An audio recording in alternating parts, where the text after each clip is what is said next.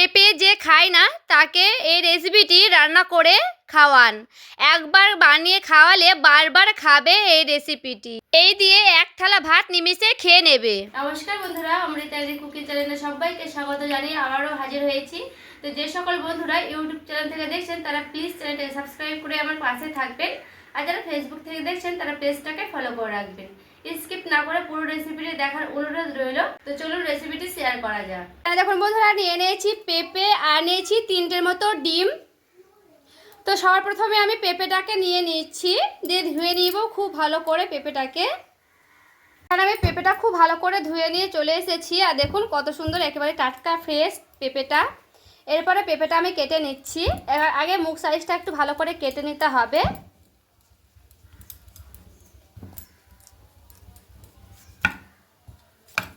তো পেঁপেটা আমার খুব ভালো করে কিন্তু মুখ সাইজটা কেটে নিয়েছি। তো এরপরে একটু পেঁপেটাকে এইভাবে মুখ সাইজটা একটু ঘষে নেব। এরপরে পেঁপের খোসাটা আমি খুব ভালো করে ছাড়িয়ে নিচ্ছি। তো দেখুন এখানে আমি চাকু দিয়ে কিন্তু খুব ভালো করে পেঁপের খোসাটা এইভাবে ছাড়িয়ে নেব। একটু দেরি হতে গেলে দেরি হবে, কিন্তু খুব ভালো করে কিন্তু আমি পেঁপেটাকে এইভাবে ছাড়িয়ে নিচ্ছি। মানে দেখুন আমি 2 পিস করে নিয়েছি, আর খোসাটা খুব ভালো করে কিন্তু ছাড়িয়ে নিয়ে চলে এসেছি। এরপরে পেঁপেটা আমি এইভাবে পিস করে নিচ্ছি। তো খুব ভালো করে কিন্তু এইরকম ছোট ছোট করে পিস করে নেব।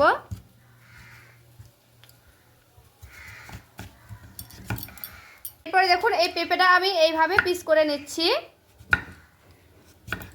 এই পেঁপেটা এইভাবে পিস করে নিলে কিন্তু হয়ে যাবে। খুব ছোট না করলেও হবে, আর খুব বড় না করলেও হবে, কিন্তু এইভাবে একটু ছোট ছোট করেই করে নিলাম, আর মিডিয়াম সাইজ করে নিচ্ছি। তো এইভাবে কিন্তু আমি সবগুলো পেঁপে দেখুন খোসাগুলো এইভাবে ছাড়িয়ে ছাড়িয়ে নিচ্ছি।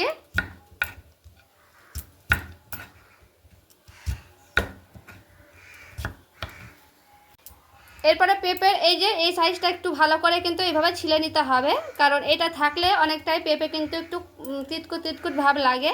তো এইভাবে একটু করে এইভাবে ছিলে নিলে কিন্তু খুবই ভালো হয়। তার জন্য আমি একটু এইভাবে ছুরি দিয়ে সব কটাকে এইভাবে ছিলে নেব।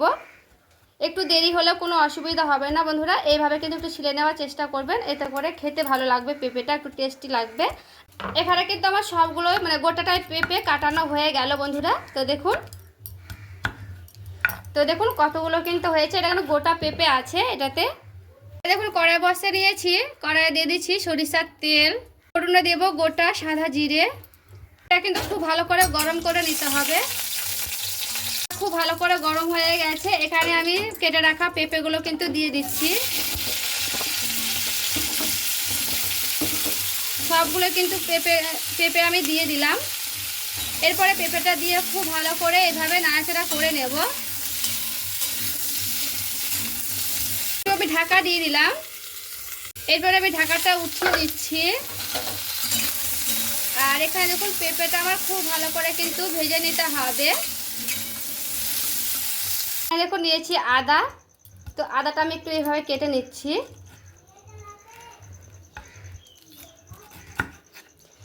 আদার খোসাটাও একটু ভালো করে কিন্তু ছাড়িয়ে নিতে হবে।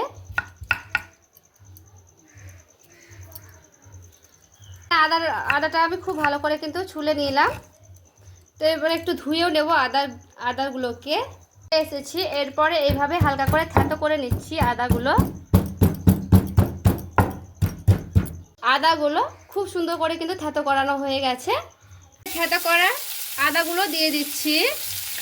এবারে আদাটা দিয়ে খুব ভালো করে এইভাবে আমি নাড়াচাড়া করে নেব।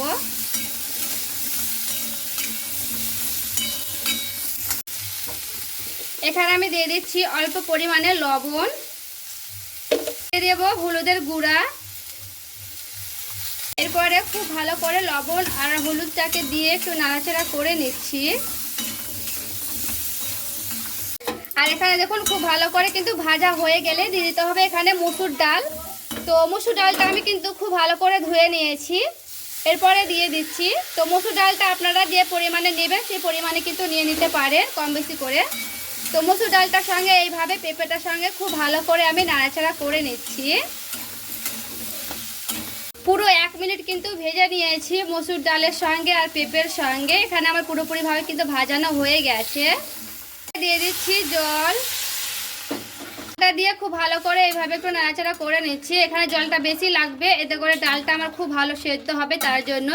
তো পুরোপুরিভাবে ডালটা আমি সেদ্ধ করে নিচ্ছি, তারপরে ফিরে আসছি। তো এখানে আমি দিয়ে দিচ্ছি ঢাকা দিয়ে ডাল আর সেই পেঁপেটাকে খুব ভালো করে সেদ্ধ করে নেব। এরপর আমি ঢাকনাটা উঠিয়ে নিলাম। তো খুব ভালো করে কিন্তু আমি ফুটিয়ে নিয়েছি ডালটা। দেখুন এখানে কিন্তু আমি আর ক্যামেরা করে নিই, পুরোপুরিভাবে ডালটাকে সেদ্ধ করে নিয়েছি, তারপরে ফিরে এলাম।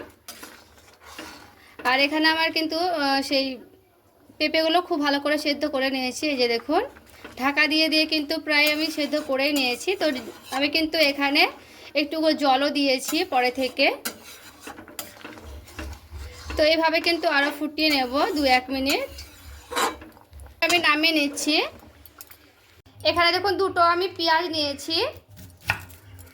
প্রথমে পেঁয়াজের খোসাটা আমি ছাড়িয়ে নিচ্ছি খুব ভালো করে। এখানে দেখুন পেঁয়াজ দুটো খুব ভালো করে ধুয়ে নিলাম, এরপর 2 পিস করে কেটেও নিলাম। এখানে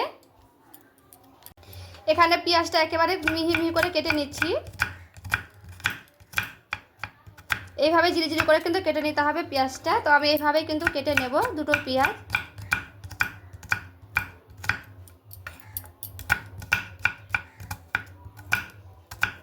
তো এখানে আমার দুটো পেঁয়াজ কিন্তু খুব ভালো করে কাটানো হয়ে গেল। এখানে দেখুন দুটো রসুনের পোয়া নিয়েছি। তো রসুনটাকে আমি খুব ভালো করে ছাড়িয়ে নিচ্ছি। তো এখানে আমার দুটোই রসুন লাগবে। এখানে রসুনের দেখুন খুব খোসাগুলো কিন্তু খুব ভালো করে আগে ছুলে নিতে হবে। তো দেখুন এখানে আমার রসুনটা কিন্তু খুব ভালো করে ছিলে নিয়েছি। এরপরে একটু এইভাবে থাতো করে নিচ্ছি। এখানে কিন্তু নোড়াতেও করে নিতে পারবেন খুব ভালো করে। তো আমি ভালো করে কিন্তু থাতানো হয়ে গেছে রসুনগুলো। দেখুন কড়াইটা একটু পরিষ্কার করে নিয়ে চলে এসেছি। এরপরে কড়াই দিয়ে দিচ্ছি সরিষার তেল, দিয়ে দিচ্ছি কেটে রাখা পেঁয়াজগুলো। এখানে দেখুন পেঁয়াজটা আমার খুব ভালো করে কিন্তু ভেজে নিতে হবে লাল লাল করে। এরপরে দিয়ে দিতে হবে সেই রসুন থেতো করাটা। এরপরে রসুন থেতোটাও খুব ভালো করে এভাবে আমি ভেজে নেব লাল লাল করে। এখন নিয়েছি শুকনো লঙ্কাটা ভেঙে দিলাম 3 টুকরো করে। এরপরে দিয়ে দিচ্ছি। তো লঙ্কাটা দিয়েও একটু ভালো করে ভেজে নেব। এখানে দেখুন সে টমেটোটা কাটাটা আমি দিয়ে দিচ্ছি। এরপরে টমেটো কাটাটা দিয়ে খুব ভালো করে এইভাবে একটু নাড়াচাড়া করে নেব। এরপরে আমি এখানে দিয়ে দিচ্ছি লবণ, দেবো হলুদের গুঁড়া। লবণ আর হলুদের গুঁড়োটা দিয়ে খুব ভালো করে এইভাবে একটু নাড়াচাড়া করে নিচ্ছি। এতে করে আমার টমেটোটা একটু ভালো করে গলিয়ে নেব। কাশ্মীরি লঙ্কার গুঁড়া, এরপরে খুব ভালো করে এইভাবে নাড়াচাড়া করে নিচ্ছি। আর এখানে দেখুন টমেটো আমার খুব ভালো করে কিন্তু গলে গেছে, দেখে বুঝতে পারছেন। তো এইভাবে কিন্তু খুব ভালো করে নাড়াচাড়া করে নিতে হবে। টমেটোটা একটু এইভাবে ভেঙে ভেঙে দেব, গলিয়ে দেব। এখানে খুব ভালো করে কিন্তু এইভাবে ভেজে নিতে হবে একেবারে। কিন্তু দেখুন দেখে বুঝতে পারছেন খুব সুন্দর করে কিন্তু ভাজানো হয়ে গেছে। আমি দিয়ে দিচ্ছি ফোড়নটা কিন্তু এখানে দিয়ে দিলাম। তো প্রথমেই দিতে হতো তেলের ওপরে, বন্ধুরা ভুল হয়ে গেছে। ফোড়নটা দিয়ে একটু ভেজে নেব। দিয়ে দিচ্ছি সে ডালগুলো ঢেলে নেব। ডালটা খুব ভালো করে এইভাবে একটু নাড়াচাড়া করে নিচ্ছি। আমি এখানে খুব ভালো করে ফুটাতে রেখে দেব। তো এখানে আমার ফুটতে থাকুক। তো চলুন ওদিকে আমি আরও একটা কাজ করে নেব। এরপরে সে 3টে ডিম আমি নিয়ে চলে এসেছি। আর এখানে একটা বাটি নিয়েছি। এরপরে ডিমগুলোকে দেখুন আমি ফাটিয়ে নেব।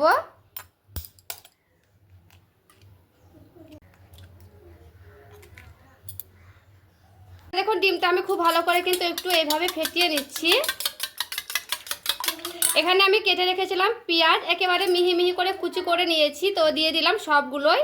আর এখানে আমি লঙ্কা চিড়ে মানে ছোট ছোট করে কেটে নিয়েছিলাম। এরপরে লঙ্কাটাও দিয়ে দিলাম। এরপরে পেঁয়াজ আর লঙ্কাটাও একটু ভালো করে এইভাবে একটু নাড়াচাড়া করে নিচ্ছি, মানে ফেটিয়ে নেব এইভাবে। এখানে দিয়ে দিচ্ছি পরিমাণ মতো লবণ। খুব ভালো করে লবণটার সঙ্গে এইভাবে একটু ভালো করে আবারও ফেটিয়ে নেব। তো এখানে আমার খুব ভালো করে কিন্তু ফাটানো হয়ে গেছে। আমি একটা ফ্রাই প্যান বসিয়ে নিয়েছি। সরিষার তেল পুরোপুরি গরম হয়ে গেছে। এরপরে দিয়ে দিচ্ছি ডিমগুলো। এরপর ডিমটা চারিদিকে এইভাবে হালকা করে ছড়িয়ে ছড়িয়ে দিচ্ছি। এরপরে ডিমটা হালকা করে কিন্তু এইভাবে উল্টে নিতে হবে। তো আমি এইভাবে ভাজ করে নিচ্ছি হালকা করে। দেখুন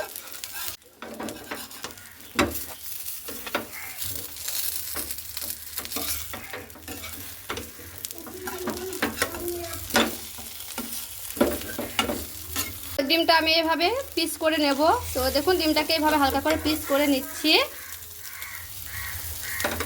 ডিমটা কিন্তু উপরটা হালকা একটু কালার চলে এসেছে বন্ধুরা, তো কোনো অসুবিধা হবে না, মানে পুড়ে যায়নি, হালকা কালার এসেছে। গ্যাসের আঁচটা এখানে একেবারে কিন্তু কমিয়ে রাখতে হবে।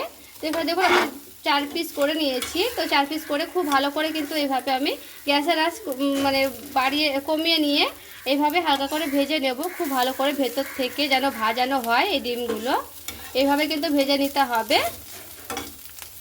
আর এইদিকে দেখুন খুব ভালো করে কিন্তু ফুটে গেছে। ওইদিকে আমার ডিমের অমলেটটাও কিন্তু খুব ভালো করে ভাজানো হয়ে গেছে বন্ধুরা। তো এখানে খুব ভালো করে কিন্তু ফুটিয়ে নিয়েছি। এখানে কিন্তু লবণটা একটু চেক করে নেবেন। এরপরে ডিমগুলো এইভাবে আমি দিয়ে দিচ্ছি। এখানে আমি সবগুলো ডিম কিন্তু এইভাবে দিয়ে দিলাম বন্ধুরা। এরপর ডিমটা দিয়ে এইভাবে হালকা করে একটু নাড়াচাড়া করে নিচ্ছি। এরপরে একটু ভালো করে ফুটিয়ে নেব খুব সুন্দর করে। সামান্য করে লবণ দিয়ে দিচ্ছি, কারণ এখানে একটু লবণ লাগবে, তাই জন্য। এরপরে লবণটা দিয়ে হালকা করে একটু নাড়াচাড়া করে নিলাম। এখানে খুব ভালো করে ফুটিয়ে নেব, তারপরে কিন্তু এখানে নামিয়ে নেব। তারপরে ফিরে আসছি আবারও। এটাকে দিয়ে দিচ্ছি চিরা লঙ্কা, এইভাবে চিরা লঙ্কাটা দিয়ে দিলাম। এরপরে আমি এটাকে নামিয়ে নিচ্ছি, তারপরে ফিরে আসছি। এরপর আমি গ্যাসের উপর থেকে নামিয়ে নিয়ে চলে এসেছি। তো এইভাবে একবার হলো ডিম দিয়ে আর পেঁপে আর ডাল দিয়ে রান্না করে দেখবেন, দারুণ লাগে এই রেসিপিটি। এই রেসিপিটি একবার বাড়িতে তৈরি করলে বারবার তৈরি করবেন, খেতে এতটাই টেস্টি হয়। আর এই দিয়ে পুরো ভাত খেয়ে নিতে পারবেন। তো সবাই ভালো থাকবেন, সুস্থ থাকবেন। দেখা হচ্ছে আরও একটি রেসিপির সঙ্গে।